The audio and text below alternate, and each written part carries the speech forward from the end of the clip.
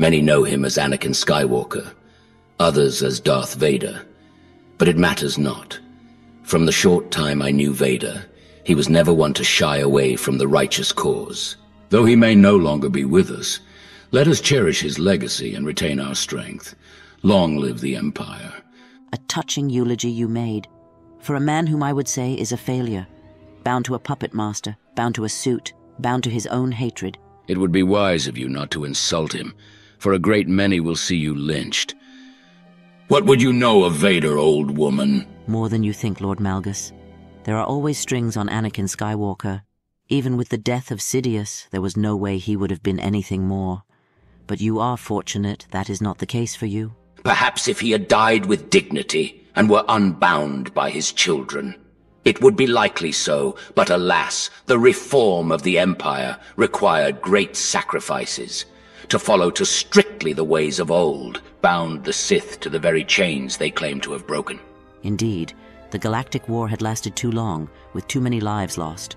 The toll of death and destruction is often far from what a civilization can bear, even for one as militaristic as your Empire. But Vader knew the sacrifices that had to be made. His eyes were opened after our exchange and Sidious's death. His trial was a major concession the Rebel Alliance required for peace. Are you so certain of his change of heart? That man spent decades hating himself, being the enforcer of the Empire.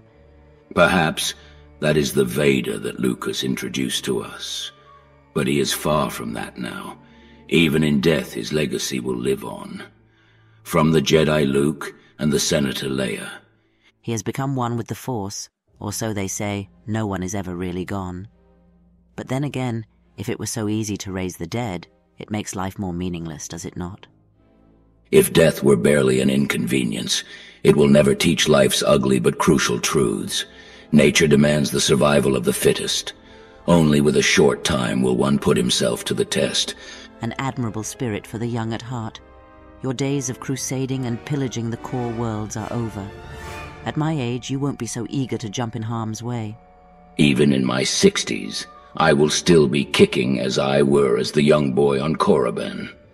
If your life's work has been devoted to study, I have no doubt of your allergies to war. War, Malgus? Here is what I know of it. War puts a people to its test, yes. It stretches individuals to their capabilities. War is also more than slaughter and destruction. Perhaps that is only what the Sith will ever understand of it. But you? Maybe my younger self would have known only that of war. I am not Sith any longer. I have broken free of my chains. Not unlike how the true Sith became a copycat for an empire that would happen only in the future. Of how the Sith belief will become so muddled that it fails to resemble what it is today. You are correct in that regard. So you believe the Sith would ultimately fail to triumph in this galaxy? I knew they weren't fit to play God. No one would truly win in this eternal struggle for dominance. Even the Chosen One, whose entire purpose is to bring balance, will be powerless to stop it. And what is your solution to this existential crisis that will plague our entire galaxy? There is none. I am afraid we are after all still insignificant in the vastness of this galaxy. Then at least I shall honor Vader's wishes and create a better empire. That you do, Malgus. I only ask you have no shame in what you do.